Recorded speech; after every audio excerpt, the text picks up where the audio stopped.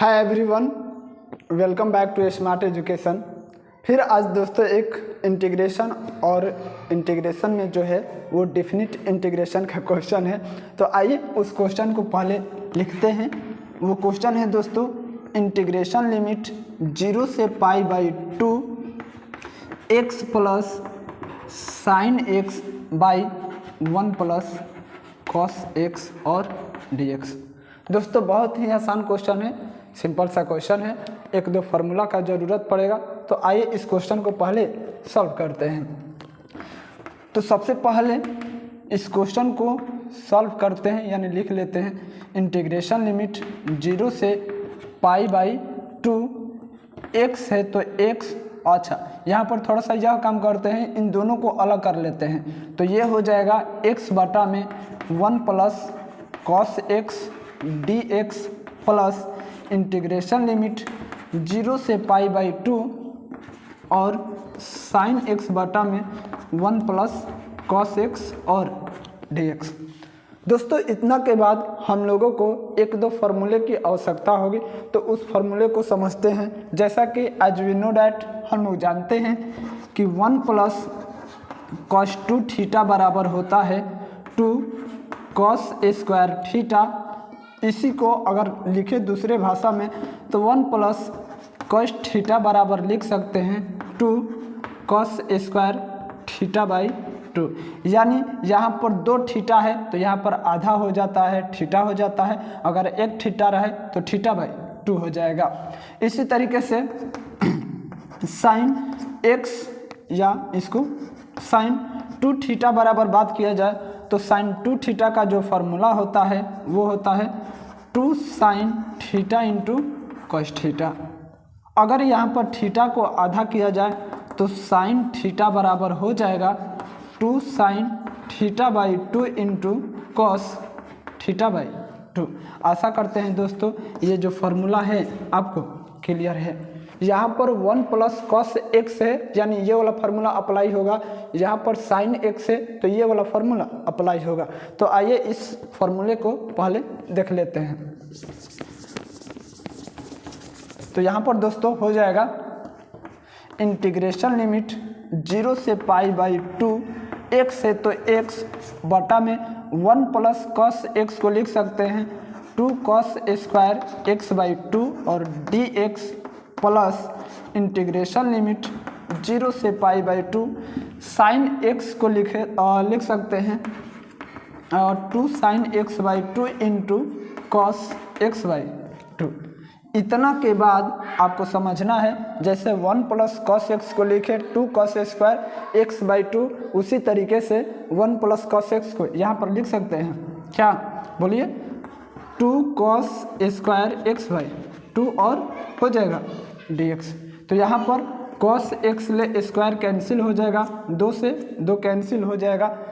इतना के बाद इंटीग्रेशन लिमिट 0 से पाई बाई 2 और यहाँ पर 2 है तो इसको लिख लेते हैं x by 2 into 1 by cos square x by 2 है तो नीचे से cos ऊपर जाएगा तो ये बदल जाएगा sec स्क्वायर एक्स बाई 2 में dx प्लस यहाँ पर 0 से pi by 2 sine x by 2 बटा में cos x by 2 equal to हो जाएगा tan एक्स बाई 2 और dx।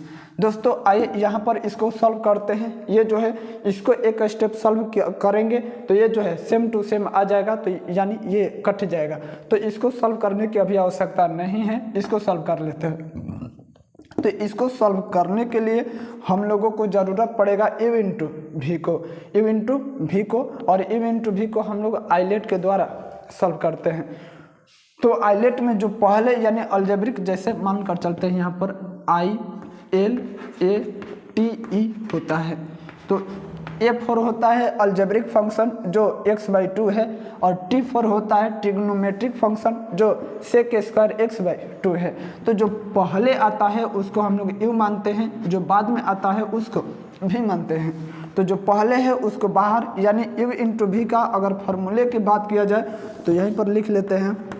चूँकि इंटीग्रेशन u इंटू भी और dx बराबर जो होता है वो होता है u इंटू भी dx minus integration D you बटा में डी एक्स, उसके बाद integration v into D x का होल इंटीग्रेशन। ये जो होता है दोस्तों हमारा फार्मूला होता है किसका, तो u इंटू वी का, इतना फार्मूला होता है। इसी फार्मूले पर हमको इस क्वेश्चन को सॉल्व करना है। तो आइए सॉल्व करते हैं। यहाँ पर दिया है दोस्तों और इंटीग्रेशन लिमिट 0 से π/2 x/2 है, तो ये जो है u है और ये वाला जो है v है, तो x/2 को बाहर कर लेते हैं, तो ये बाहर हो गया। इंटीग्रेशन लिमिट 0 से π/2, उसके बाद sec स्क्वायर x/2 को अंदर, तो ये हो जाएगा sec square x/2 into D x, minus है तो माइनस, फिर उसको यानी x/2 का फिर करते हैं डिफ्रेंशिएशन, तो इंटीग्रेशन लिमिट 0 से π/2, उसके बाद dx/2 बटा में dx, फिर इंटीग्रेशन है तो इंटीग्रेशन किसका करना है, तो sec स्क्वायर x/2 और यहाँ पर हो जाएगा dx का होल dx, और ये वाला जो है जस का तस यानी इंटीग्रेशन लिमिट 0 से π/2 tan x/2 और dx। इतना के बाद दोस्तों x/2 सेम टू सेम यानी जस का तस, sec स्क्वायर का इंटीग्रेशन जो होता है वो होता है tan x, तो tan यहाँ पर x/2 है तो x/2 और x/2 का जो डिफ्रेंशिएशन होगा वो हो जाएगा कितना, और 1/2 हो जाएगा, तो इसको 1/2 कर लेते हैं। अब माइनस है तो माइनस, उसके बाद इंटीग्रेशन लिमिट 0 से π/2, इसका डिफ्रेंशिएशन हो जाएगा 1/2 और इसका जो अभी किए कितना, तो tan x/2 बटा में 1/2 इंटू डी एक्स प्लस इतना है तो यानी 0 से π/2 tan x/2 और dx। आइए दोस्तों यहाँ पर समझते हैं, ये 2 से 2 कैंसिल हो जाएगा, यहाँ पर भी 2 से 2 कैंसिल हो जाएगा, बचा कितना, तो ये बच गया और x इंटू tan x/2। देखिएगा यहाँ पर लिमिट जो है यहाँ पर छूट गया है, तो यहाँ पर लिमिट ले लेते हैं, कितना होगा लिमिट 0 से π/2 और यहाँ पर भी हो जाएगा लिमिट 0 से π/2। ये जो है बच गया माइनस 0 से π/2, 0 से π/2 और tan x/2 dx अब प्लस इंटीग्रेशन लिमिट 0 से π/2 tan x/2 और dx। तो दोस्तों ये प्लस में है और ये माइनस में, तो दोनों कैंसिल हो जाएगा। आइए इसके आगे हम लोग थोड़ा सा सॉल्व करते हैं, और थोड़ा सा है तो आपको ध्यान देना है। यहाँ पर बचा है x इंटू tan x/2 और लिमिट जो है लिमिट 0 से π/2 है, तो यहाँ पर लिख लेते हैं x tan x/2 और लिमिट जो है कितना है, तो 0 से π/2 है। अपर लिमिट x के स्थान पर फिर लोअर लिमिट रखना है, तो π/2 इंटू tan x के स्थान पर π/2, तो ये हो जाएगा π/2 होगा और 2 से फिर मल्टीप्लाई करेंगे तो 4 हो जाएगा, फिर माइनस उसके बाद 0 इंटू tan 0/2।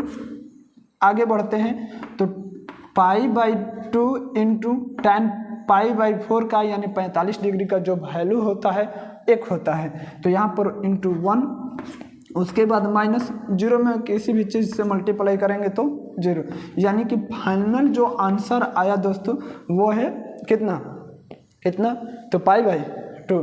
आशा करते हैं आपको ये क्वेश्चन जो है समझ में आया होगा, और एक बार कमेंट ज़रूर कीजिएगा, एंड थैंक्स फॉर वाचिंग।